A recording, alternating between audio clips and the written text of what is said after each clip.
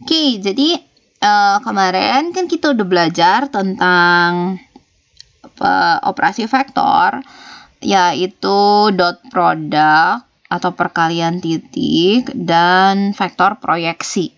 Nah, sekarang kita mau lihat salah satu bentuk operasi vektor lainnya, yaitu yang disebut cross product atau perkalian silang.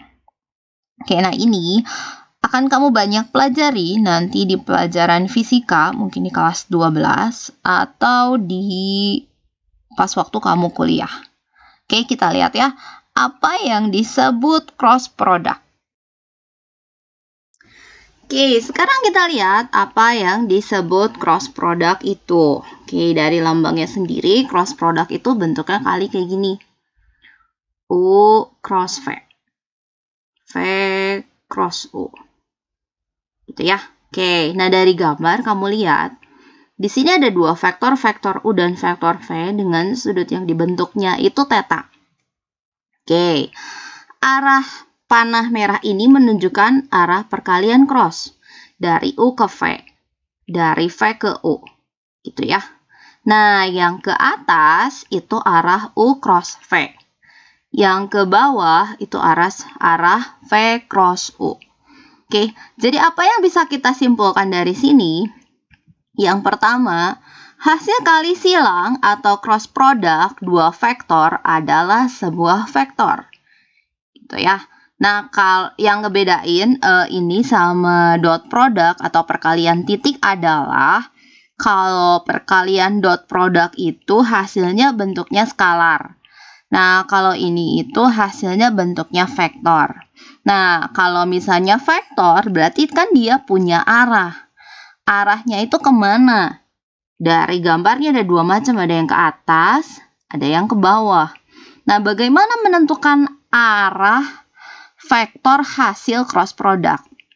Nah, arahnya ditentukan dengan aturan yang disebut aturan tangan kanan. Apa sih aturan tangan kanan ini? Nah, jadi di sini kamu ceritanya tuh pakai tangan kanan kamu. Jadi, nah nih, kayak contoh gambar di sini ya. Jadi ada tangan kanan kamu, ada vektor A sama B di sini contohnya. Jadi, keempat jari kamu itu mengarah ke vektor pertama. Saya ini mengarah ke vektor A. Terus, empat jari kamu itu dibelokin arahnya ke arah vektor kedua, ke arah B.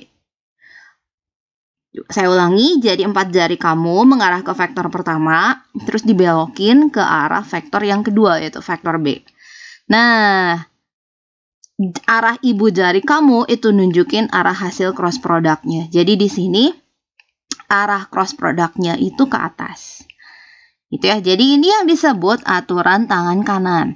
Nah, nanti di fisika nih kamu akan lebih banyak pakai nih teori aturan tangan kanan ini. Gitu ya. Jadi ini arah cross product ditentukan dengan aturan tangan kanan.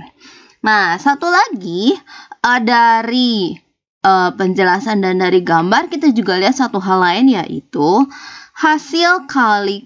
vektor hasil kali cross product itu selalu tegak lurus dengan dua vektor yang dikali silang.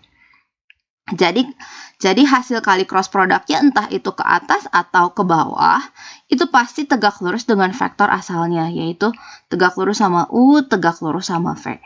Tegak lurus sama U, tegak lurus sama V. Gitu ya. Jadi ini 3 sifat utama dari perkalian cross product. Oke, ada tambahan lagi bahwa si cross product ini hanya berlaku untuk vektor di 3 dimensi. Gitu ya. Jadi itulah beberapa hal tentang cross product.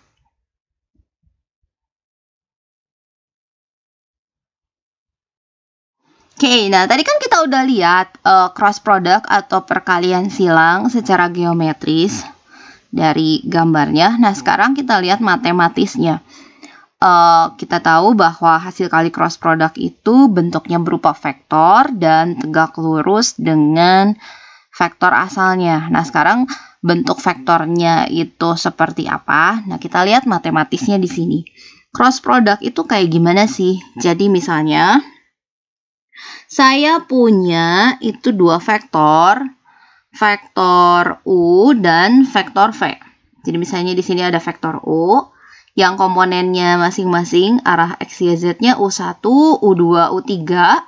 Sedangkan vektor V yang arah X, Y, Z-nya itu V1, V2, dan V3.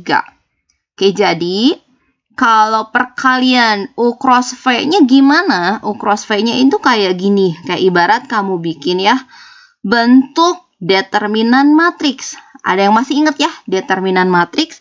Kita udah pernah belajar nih pelajaran waktu di semester 1. Menentukan determinan matriks gitu ya. Jadi cara nentuin angka-angkanya gimana? Baris pertama kita isi dengan I, J, dan K. Baris kedua kita isi komponen dari vektor pertama. Baris ketiga kita isi dengan komponen dari vektor kedua. Gitu ya. Jadi kalau misalnya di sininya V cross U, berarti yang di baris kedua ini isinya komponen V. Yang baris ketiga ini isinya komponen U gitu. Nah, terus abis dari sini kita cari determinan matriks ini dengan cara metode yang pernah kalian pelajari. Nah, yang pernah kita belajar adalah metode Sarus yang miring-miring itu. Jadi yang kayak gini. Jadi, dua kolom kita tulis ulang di samping kolom yang isinya K. Terus kemudian ini kemiringan ke sini, dan ke sini itu ditambah. Kemiringan yang berlawanan itu dikurangi. Atau singkatnya bisa dibuat kayak gini. Jadi, untuk komponen I, U2 dikali V3 dikurangi U3 kali V2, tambah komponen J-nya, U3 V1 dikurangi U1 V3, tambah komponen yang K-nya, U1 V2 dikurangi U2 V1. Oke, jadi hasilnya inilah vektor hasil perkalian silang. Itu ya. Oke, nah ini kan vektornya. Nah, sekarang kalau besarnya itu mengikuti rumus ini. Jadi, panjang dari U cross V itu sama dengan panjang vektor U dikali panjang vektor V dikali sin theta. Oke, jadi inilah hasil kali cross product secara matematis. Oke. Oke, nah sekarang coba kita lihat beberapa sifat dari cross product. Oke, sebetulnya sifatnya agak banyak, tapi saya cuma ambil beberapa aja di sini. Tapi ini juga kita nggak akan bahas terlalu gimana. Jadi, kita lihat beberapa poin pentingnya aja ya.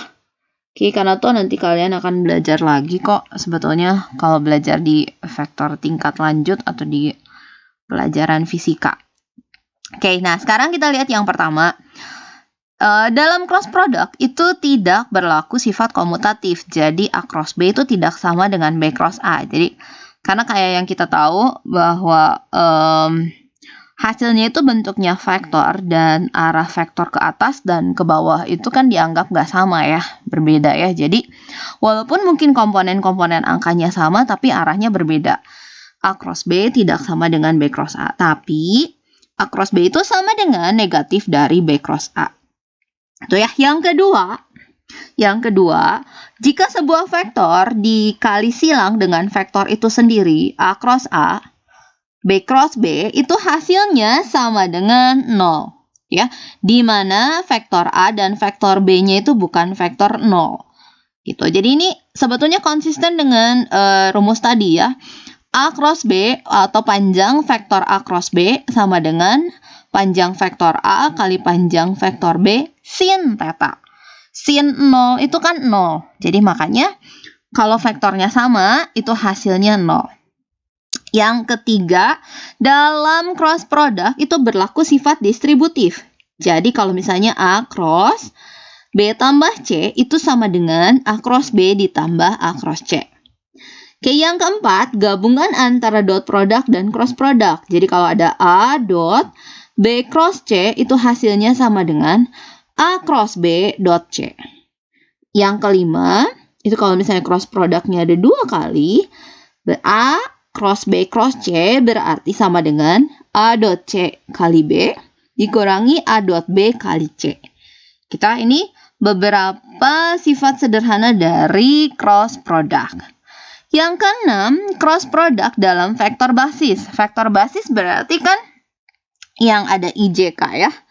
Oke, saya kasih tabelnya seperti ini. Jadi, kayak tadi, sifat nomor 2, kalau vektornya sama, hasilnya tuh 0. Makanya I cross I hasilnya 0, J cross J hasilnya 0, K cross K itu hasilnya 0 juga. Oke, kalau misalnya beda gimana? I cross J itu K, I cross K itu min J, J cross I itu min K, J cross K itu I, K cross I itu J, K cross J itu negatif I. Nah, ada cara yang gampang buat menghafal ininya, hasil kali cross product di vektor basis itu dengan menggunakan lingkaran seperti ini. Gitu, lingkaran. I ke J ke K dan seterusnya. Jadi cara menghafal gimana? I cross J hasilnya K.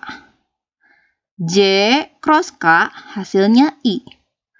K cross I hasilnya J. Kalau balik arah gimana? I cross K hasilnya J juga, tapi kan arahnya berlawanan, makanya jadi negatif. Gitu ya. Jadi, cara menghafalnya itu dengan menggunakan bantuan lingkaran seperti ini yang urutannya I, J, K. Arah putarnya ke sini. Oke, jadi inilah beberapa sifat cross product. Oke, yang mungkin nanti kalau kamu belajar matematika atau fisika tingkat lanjut, kamu akan belajar lebih banyak lagi ternyata sifat-sifat cross product-nya ya.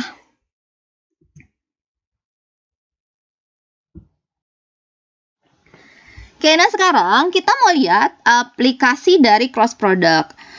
Yang pertama, ini yang paling sederhana, itu aplikasi cross product dalam menentukan luas segitiga. Ya, jadi kalau misalnya saya punya ada segitiga ABC, yang salah satu sudutnya itu theta.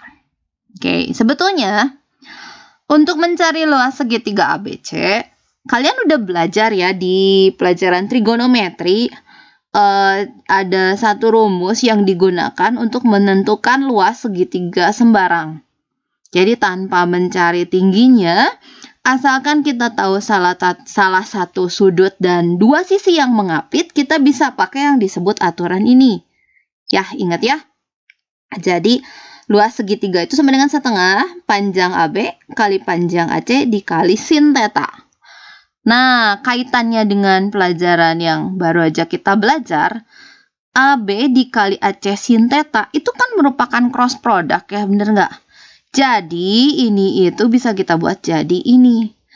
Nah, jadi luas segitiga ABC sama dengan setengah dikali panjang dari cross product vektor AB dengan vektor AC. Oke, gitu ya. Jadi inilah cross product dalam menentukan luas segitiga sembarang.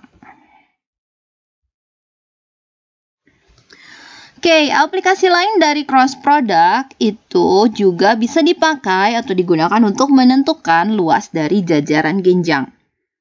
Jadi, misalnya di sini saya punya jajaran genjang ABCD, di mana salah satu sudutnya itu theta.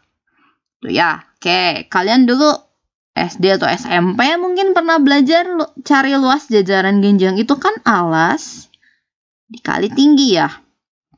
Alas dikali tinggi. Nah, dari gambar kita lihat alasnya itu AB kan ya. Tingginya itu kan ini. Oke, dari pelajaran trigonometri lagi nih, kalian udah pernah belajar perbandingan trigonometri.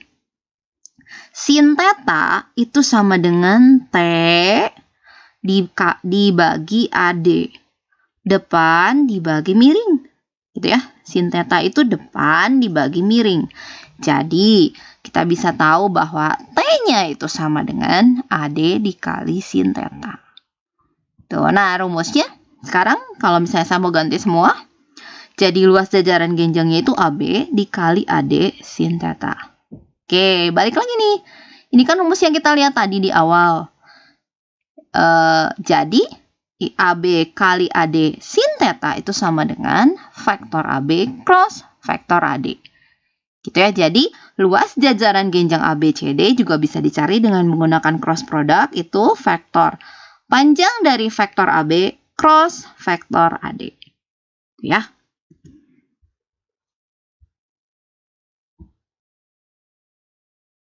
Sekarang coba kita lihat beberapa aplikasi cross product lainnya. Ini masih didominasi sama materi di fisika sih, karena yang saya tahu cross product ini memang banyak dipakai di pelajaran fisika. Oke. Yang pertama, ini cross product dipakai untuk menentukan volume jajaran genjang bentuk 3 dimensi kayak gini. Jadi kalau jajaran genjang doang itu kan luasnya A cross B. Nah, kalau misalnya bentuk 3 dimensi, itu nyarinya bukan luas tapi volume. Untuk menentukan volumenya itu jadi A cross B cross C. Ya, jadi ini menentukan volume bangun ruang seperti ini. Yang kedua, ini di medan magnet. Jadi, FB itu sama dengan Q V cross B. Gitu. Nanti pasti kalian akan belajar ini di kelas 12 atau nanti kalau kuliah. Ya. Yang berikutnya ini di fisika lagi untuk menentukan kecepatan sudut. Itu ya. Oke. Dan ini itu torsi. Oke, jadi ini beberapa aplikasi yang bisa saya rangkum mengenai cross product yang sebagian besar kalian temui nanti di pelajaran fisika. Oke, nah sekarang di sini ada beberapa contoh soal yang menggunakan cross product. Oke, jadi ini contohnya cuma sedikit sih. Jadi sebetulnya saya pengen kalian cobain dulu sendiri. Nanti baru samain jawabannya sama kunci jawaban yang saya kasih gitu ya. Nah, kalau ada yang nggak ngerti, nanti tolong kalian tanyain ke saya lewat line, WhatsApp, atau apapun ya. Oke, dadah.